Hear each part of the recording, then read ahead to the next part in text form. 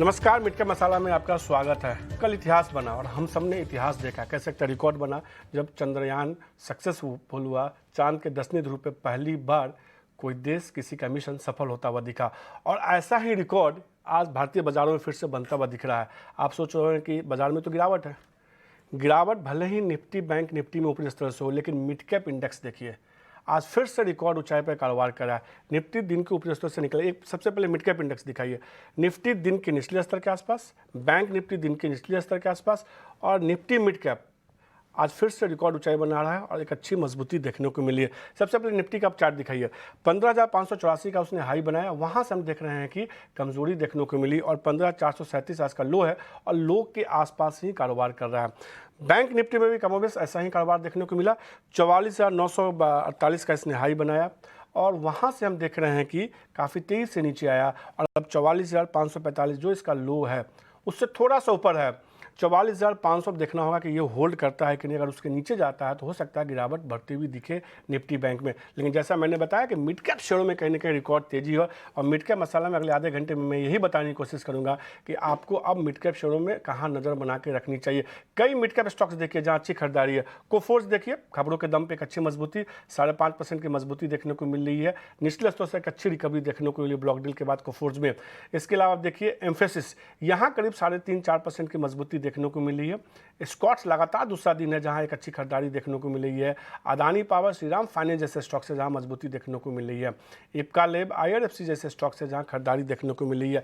तो एक्सपायरी का दिन है तो वीकली एक्सपायरी में आज ट्रेड करने के बजाय, इंडेक्स में ट्रेड करने के बजाय एक तरीका ये भी हो सकता है कि आप शेयरों पर ध्यान रखिए। इसलिए अब बात करते हैं अगले 3 घंटे के ट्रेड की।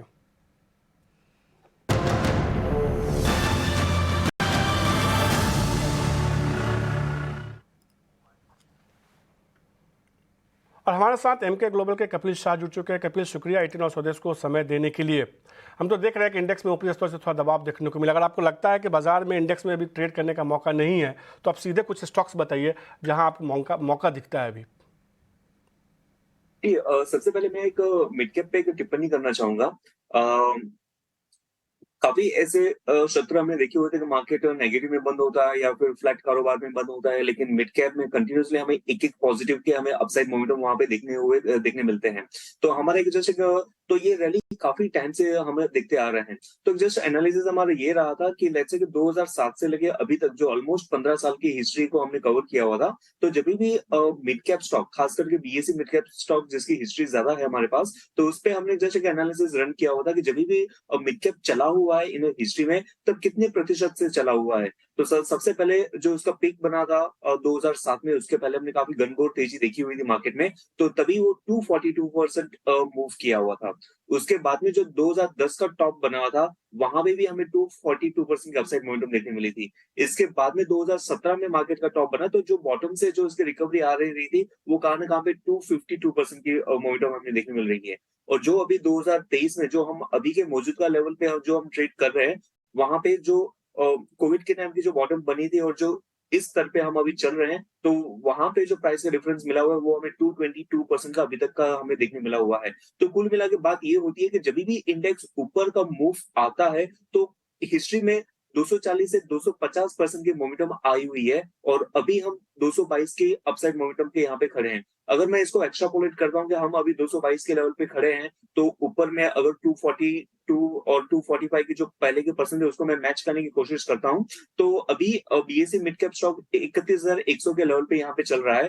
तो प्रीवियस राइज को मैच करने के लिए ये मैं अपसाइड में मोमेंट देख रहा हूँ, तो वो 33,000 के यहाँ के हमें देखने मिल रही है। लेकिन इस पर्टिकुलर स्टेज पे हमें कॉशियस हो जाना चाहिए। आपके upside momentum no doubt in short term perspective से मोमेंटम में चली रही है, लेकिन 33,000 के लेवल के अराउंड हमें कॉशियस रह जाना चाहिए। अभी आते हैं हम स्टॉक स्पेसिफिक की ओर। तो स्टॉक स्पेसिफिक जो हम यहाँ पे देख रहे हैं कि मिड कैप में अभी भी काफी अच्छा मूव देखने मिल रहा है। और जैसे मनीष जी आपने भी बताया कि इंडेक्स में काफी सुस्त कारोबार रहा हुआ है। नो डाउट इंट्राडे वोलेटिलिटी है, लेकिन ओवरऑल एक रेंज में चल रहा है। लेकिन मिड कैप स्मॉल कैप्स में काफी अच्छी मोमेंटम है। तो यहाँ पे सबसे पहले काउंटर रहेगा कोरोमंडल का।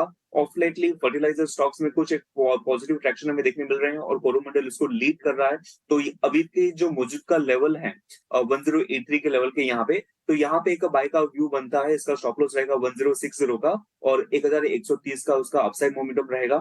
दूसरे जो स्टॉक है वो ग्रिंडवेल का है। ग्रिंडवेल में भी काफ़ी अच्छे अपसाइड मोमेंटम के बाद में रिट्रेस करके पिछले 2-3 दिन का हाई उसको ब्रीच कर रहा है। तो एक पॉजिटिव साइन मुझे वहाँ पे भी देखने मिल रही है। तो 2315 के लेवल के यहाँ पे बाय करना बनता है, 2250 का स्टॉप लॉस रहेगा और 2420 का यहाँ पे हमें एक टारगेट आता हुआ देखने मिलेगा। और थर्ड एंड लास्ट स्टॉक जैसे कि आईटी सेक्टर्स में कुछ हमें रुझान हमें देखने मिले हुए हैं। एम्फेसिस है, नौकरी.com अपने नीचे के लेवल से ट्राई कर रहा है। कोफोर्ज न्यूज के दम पे आज मूव कर रहा है, तो उसका भी एक काउंटर पार्ट है, एक परसिस्टेंट। तो परसिस्टेंट में मुझे भी यहाँ पे एक बुलिश कंटिन्यूएशन साइन देखने मिल रही है। मौजूदा लेवल 5083 का है, तो 4980 के लेवल से इसको बाय करना चाहिए। वो 4980 इसका स्टॉप लॉस रहेगा और ऊपर में 5280 के टारगेट्स हमें आते हुए देखने मिल सकते हैं। जी मनीष जी। जी, तो कपिल ने 4 बातें बताई। 3 स्टॉक्स के बारे में बताया, एक इंडेक्स को लेकर बताया। उन्होंने कहा कि मिड कैप में थोड़ी और तेज़ी देखने को मिल सकती है, हालांकि आपको थोड़ा सतर्क रहने की ज़रूरत है। हिस्टोरिकली आधार पर उन्होंने जो डाटा बताया उसका निचोड़ यही है कि थोड़ी और तेज़ी देखने को मिल सकती है, लेकिन आपको थोड़ा सतर्क रहना है। लेकिन 3 स्टॉक्स उन्होंने बताया। कोरोमंडल इंटरेस्ट ने खरीदारी करने की सलाह, 1130 का टारगेट होगा, 1060 का स्टॉप लॉस। ग्रेडनेल वेल में खरीदारी करने की सलाह होगी, 2315 का टारगेट होगा। और परसिस्टेंट में वो उनको लगता है कि यहाँ से मजबूती देखने को मिल सकती है, 5083 रुपये का इन्होंने लक्ष्य बताया है। इस शेयर में मजबूती देखने को मिल सकती है।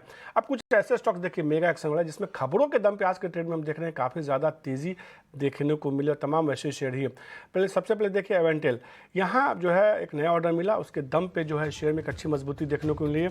BEL से जो है कंपनी को 13.5 करोड़ का ऑर्डर मिला है और आज शेयर में देखिए करीब 8% का अभी उछाल देखने को मिला है। दूसरा शेयर देखिए, जैसा कि हेडलाइंस में हमने बताया भी था, वेस्कॉन यंग ऑर्डर मिला 605 करोड़ रुपये का, उसके दम पे शेयर देखिए आज करीब 3.5-4% की मजबूती दिखा रहा है। और तीसरा शेयर है कोफोर्ज, ब्लॉक डील हुआ, उसके बाद शेयर में थोड़ा दबाव देखने को मिला, फिर वापस से निचले स्तरों से जो है हमने देखा एक अच्छी रिकवरी देखने को मिली, कोफोर्ज में मजबूती देखने को मिल रही है।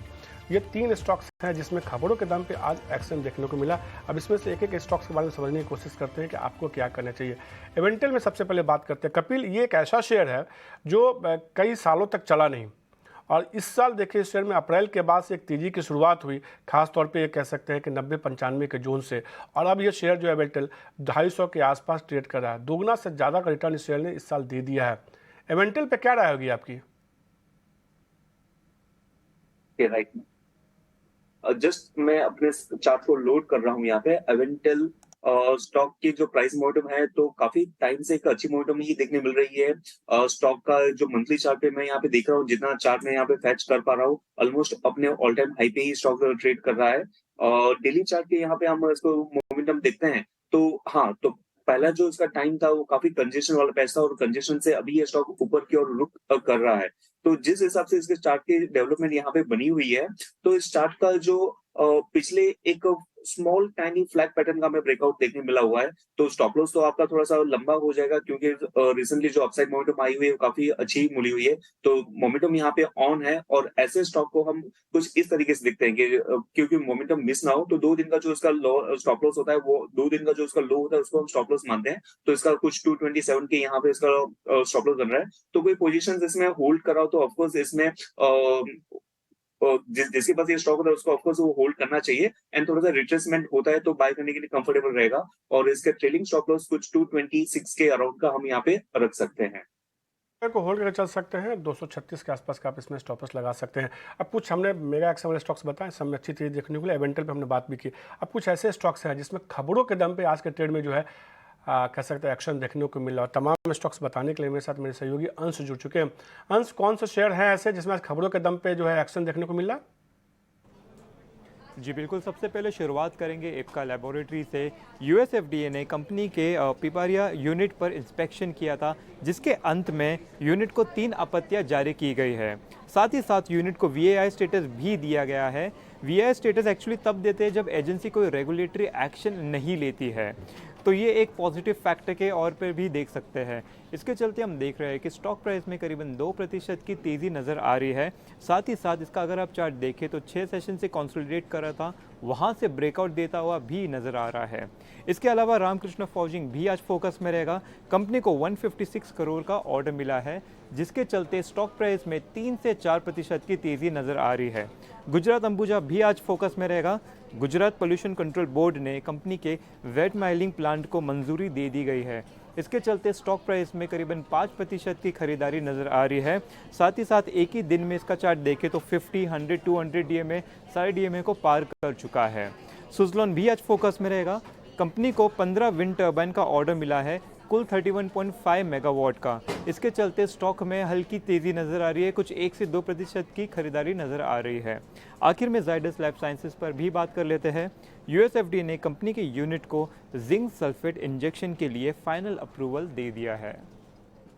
तो ये तमाम ऐसे स्टॉक्स बताने के लिए जिसमें कि हम देख रहे हैं कि खबरों के दम पे एक्शन देखने को मिला। इन तमाम शेयरों में एक कपिल एक शेयर देखिए राहुल, हम जिसमें देख रहे हैं कि आज के ट्रेड में थोड़ी मजबूती देखने को मिल रही है। कपिल ये जो शेयर है रामकृष्ण फोर्जिंग है, इस शेयर में मैंने पिछले हफ्ते भी बात की थी, तो ये था कि नहीं बहुत महंगा हो गया, तेज़ी देखने को अब फिलहाल के लिए खरीदारी नहीं करनी चाहिए। वहाँ से भी शेयर करीब 10-15% चल चुका है रामकृष्ण फोर्जिंग। एक लगातार खरीदारी का ट्रेंड जो है शेयर में हमने देखा है। कपिल क्या राय होगी शेयर को लेके आपकी? स्टेज पे जो हम फोर्जिंग के जो भी काउंटर्स हम देखते हैं, लेट्स से आरके फोर्जिंग हो गया, दूसरा एक स्टॉक है बालू फोर्जिंग का एक स्टॉक है, तो वहां पे हमें काफी अच्छा एक ट्रैक्शन तो देखने मिल ही रहा है। स्टॉक काफी मोमेंटम में भी है। लेट्स से कि इसके जो ब्रेकआउट हुए थे वो कुछ 159 जो इस तेजी का जो दौर रहा हुआ है, तो 159 से स्टॉक 750 675 के लेवल के यहाँ पे आ गया है, तो मोमेंटम तो काफी अच्छी हुई है। और अभी भी यहाँ पे कोई एक्सोशन हो रहा है वैसा कुछ साइन नहीं देखने मिल रही है। जब भी कुछ रिट्रेसमेंट आते हैं तो स्टॉक अपने शॉर्ट टर्म मूविंग एवरेज के यहाँ पे उसके जो एक्सोशन होता है वो खत्म हो जाता है, सेलिंग प्रेशर खत्म हो जाता है और वहां से फिर से एक नया ट्रेंड यहाँ से स्टार्ट करता है। तो अभी का जो ट्रेंड आया था तो 3 से 4 दिन पहले ही उसने अपने short term moving average test करके बाउंस किया हुआ था, तो 674 के लेवल पे है। मोमेंटम तो कंटिन्यू ही है, लेकिन इसका जो मूविंग एवरेज को टच होना उसकी फ्रीक्वेंसी भी बहुत ज्यादा है। तो इसके स्टॉक मोमेंटम तो है, लेकिन थोड़ा सा रिट्रेसमेंट आ जाए और जब भी स्टॉक 650 के लेवल के यहाँ पे बनता है जो इसकी मूविंग एवरेज है और वहां से रिबाउंड होते हुए देखने मिलता है, तो फिर से इसमें री एंटर कर सकते हैं। मोमेंटम वाइज स्टॉक काफी पॉजिटिव मोमेंटम में ही है। ये रहा तो अभी मत खरीदिए, शेयर थोड़ा नीचे आता है 650 के आसपास आता है तब खरीदिए। अभी खरीदने हो सकता है कि नुकसान है, वापस आपको 650 यानी 25 रुपये का पेन देखना पड़ सकता है। उससे बेहतर है कि 650 के आसपास है तो खरीदारी करके चल सकते हैं। कई सारे शेयरों पर चर्चा कर रहे हैं। इंडेक्स में भले ही ऊपरी स्तरों से थोड़ा दबाव देखने को मिल रहा है, लेकिन मिड कैप स्टॉक्स लगातार परफॉर्म कर रहे हैं और इसलिए लगातार मैं आपको तमाम mid cap small cap share बता रहा हूँ जिसमें कि आज के ट्रेड में एक मजबूती देखने को मिल रही है, क्योंकि मिड कैप इंडेक्स रिकॉर्ड ऊंचाई पे कारोबार कर रहा है। इसी क्रम में जो अगला शेयर होगा रैलिस इंडिया होगा, जिसमें हम देख रहे हैं कि वापस से आज एक अच्छी मजबूती देखने को मिली है। बीते 10-12 दिनों से फंसा हुआ था एक रेंज में, केमिकल से जुड़ी हुई कंपनी है और आज वापस एक अच्छी मजबूती देखने को मिली है।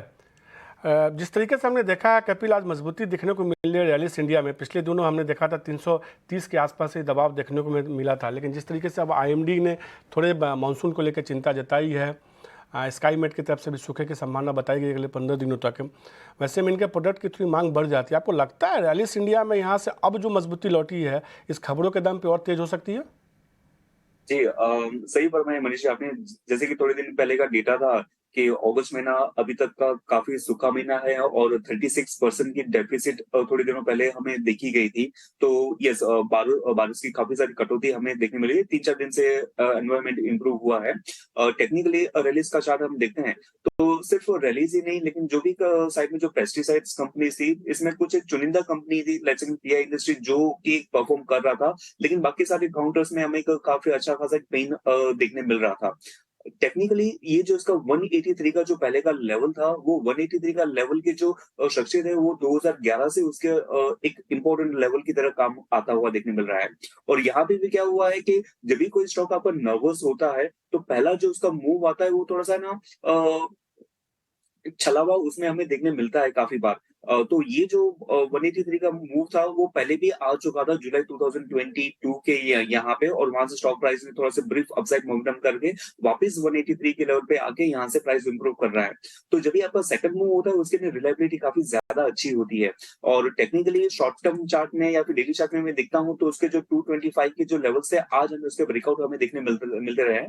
तो ये मैं पूरा एक बैकग्राउंड क्यों बता रहा हूँ, क्योंकि यहाँ पे एक कॉन्फिडेंस डेवलप होता है कि यहाँ पे उसकी स्ट्रेंथ की जेन्युइनिटी काफी बढ़ गई है। तो 228 पे यहाँ पे चल रहा है, स्टॉक का इंप्रूवमेंट काफ़ी अच्छा लग रहा है। उसकी अपसाइड पोटेंशियल कहाँ न कहाँ पे 255 की हो सकती है। इन बिटवीन एक आध बार थोड़ा-सा यहाँ पे स्ट्रगल कर सकता है 240 के लेवल के यहाँ पे, लेकिन अल्टीमेटली स्टॉक में जो अप मूव मुझे देखने मिल रहा है वो 255 तक का इसमें देखने मिल सकता है। और एज़ अ स्टॉप लॉस अगर इसमें आप पॉजिटिव व्यू बना रहे हो तो 215 का स्टॉप लॉस रहेगा एंड 255 की अपसाइड पोटेंशियल हमें देखने मिल सकती है स्टॉक में। गाड़ी का चल सके थोड़ा सा नज़रिया आपको जो है 1 महीने का रखना होगा, फिर यहाँ से 253 तक का लक्ष्य जो है मान के चलने कपिल की देखने को मिल सकता है। लेकिन अब बात करते हैं, हमने तमाम इंट्राडे ट्रेडिंग की बात की, लेकिन अब कुछ इन्वेस्टमेंट की बात की जाए। बात करते हैं मिड कैप के महारथी शेयर की।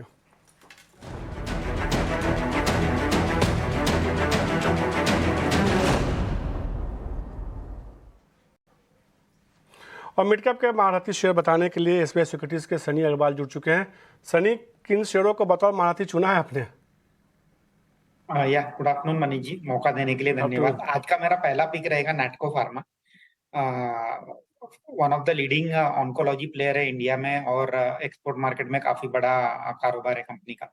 कंपनी का करंट मार्केट प्राइस तकरीबन 900 रुपए है और मेरा प्राइस टारगेट रहेगा नेटको में 1100 रुपए का अगले 6 से 12 महीने की अवधि से। अगर कंपनी के कारोबार की बात करते हैं तो one of the leading pharma company, oncology में इनका फोकस है, फॉर्मुलेशन साइड में। कंपनी का मार्केट कैप तकरीबन 900 रुपए के भाव में 16,000 करोड़ के आसपास है। और अगर कंपनी में देखें तो कहीं ना कहीं फर्स्ट क्वार्टर में काफी अच्छी रिकवरी देखने मिली थी मार्जिन और इनके जो रिटर्न रेशियोज है उसमें। और मेरा ये मानना है कि करंट फिस्कल ईयर में दैट इज FY24 में कंपनी तकरीबन 1,000 करोड़ का प्रॉफिट दर्ज करेगी और काफी अच्छे वैल्यूएशन पे मिल रही है। 16 प्राइस टू अर्निंग मल्टीपल है और जो फर्स्ट क्वार्टर का जो परफॉर्मेंस है वो सेकंड क्वार्टर में भी कंटिन्यू रहने की उम्मीद रहेगी, जिसमें मार्जिन काफी बेहतर रहेंगे। तो उसके चलते मुझे लगता है कि डेफिनेटली ये आपके पोर्टफोलियो में लॉन्ग टर्म के नजरिए से होना चाहिए। और मेरा आज का दूसरा पिक रहेगा गवर्नमेंट सेक्टर से, PSU से, वो है RVNL, रेल विकास निगम लिमिटेड। करंट मार्केट प्राइस 125 126 है और मेरा लक्ष्य रहेगा 1 साल का 180 रुपीज का। कंपनी को इंट्रोडक्शन की जरूरत है नहीं, डेफिनेटली PSU कंपनी है, रेलवे सेगमेंट को कैटर करती है। FY23 काफी बेहतरीन ईयर रहा था कंपनी के लिए, जिसमें हमने देखा कि कंपनी ने तकरीबन 1400-1500 करोड़ का प्रॉफिट दर्ज किया था। ऑर्डर बुक फर्स्ट क्वार्टर के एंड में तकरीबन 65,000 करोड़ की ऑर्डर बुक है। आगे जाकर के वंदे भारत और जो राजस्थान जैसी टेरिटरी है वहां से भी एक बड़ी ऑर्डर आने की एक्सपेक्टेशन है। मुझे लगता है कि काफी लंबी विजिबिलिटी है in terms of revenue for RVNL और इसमें ग्रेजुअली डेफिनेटली पी मल्टीपल का रीरेटिंग होगा। डेफिनेटली लॉन्ग टर्म पोर्टफोलियो में होना चाहिए। प्ले ऑन गवर्नमेंट कैपेक्स है और जिस तरह से इलेक्शन ईयर है तो आगे जाके, मुझे नहीं ये शेयर दो सनी, थोड़ी समय की कमी थी इसलिए आपको रखना पड़ रहा है। हमने देखा है कि 2 स्टॉक्स उन्होंने बताया, दोनों में एक अच्छी उनको लगता है मजबूती देखने को मिल सके। नैटको फार्मा खरीदारी कीजिए, 1100 का लक्ष्य होगा और RVNL में एक सरकारी कंपनी खरीदारी करने की सलाह होगी, 180 का टारगेट होगा। दोनों 1 साल के नजरिए से आपको खरीदारी करने की सलाह दी है सनी ने। सनी, शुक्रिया आपको BT Now स्वदेश को समय देने के लिए। अब फटाफट बात करते हैं ऑप्शन के चैंपियन शेयर की।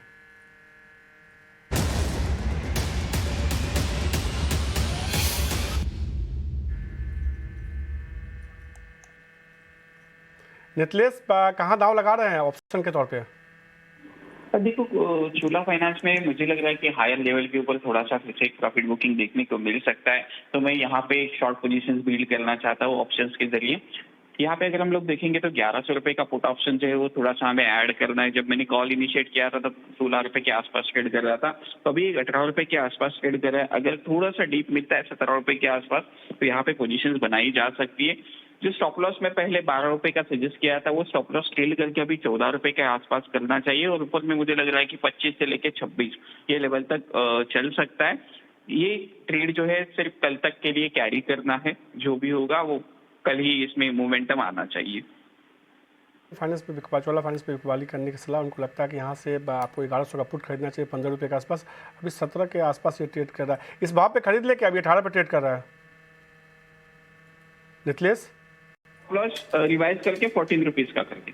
ठीक है, तो फिर 18 पे खरीदते हैं तो आप स्टॉप लॉस 14 का कर लीजिए, उसके हिसाब से फिर आपको अपने टारगेट और स्टॉप लॉस थोड़े चेंज करने होंगे। अभी थोड़ी मजबूती देखने को मिली है। शुक्रिया नितलेश। और कोई भी ऑप्शन में आप ट्रेड करते हो थोड़ा संभल के ट्रेड करें, निश्चित रूप से स्टॉप लॉस जरूर लगाएं, क्योंकि ऑप्शन में अक्सर जो सेबी की तरफ से बताया गया है कि अक्सर लोगों को नुकसान ही होता है, तो इसे स्टॉप लॉस जरूर लगाएं। मिड कैप मसाला में आज के लिए इतना ही, लेकिन बाज़ार हम देख रहे हैं कि लगातार एक कह सकते हैं कि नीचे की तरफ ही है, रिकवरी देखने को नहीं मिल रही है निफ्टी में सीधे तौर पे। लेकिन मिड कैप स्टॉक्स ऐसे हैं जहां रिकवरी देखने को मिल रही है और कई सारे कॉर्पोरेट्स हैं जो लगातार कई सारे खबरों के लिए आ रहे हैं और हम लगातार इटर्नल सॉल्वेंस पे बात कर रहे हैं।